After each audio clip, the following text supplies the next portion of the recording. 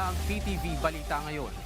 Umabot na sa halos 700 million pesos na halaga ng tulong ang naipaabot ng Department of Social Welfare and Development sa mga apektado ng habagat at mga nagdaang bagyo. Sa panayaman ng Radyo Pilipinas, inihayag ni DSWD spokesperson Irene Dumlao na mahigit 1 milyong family food packs na ang kanilang naipamahagi sa mga apektadong pamilya, partikular sa mga nananatili sa evacuation center sa iba't ibang bahagi ng bansa.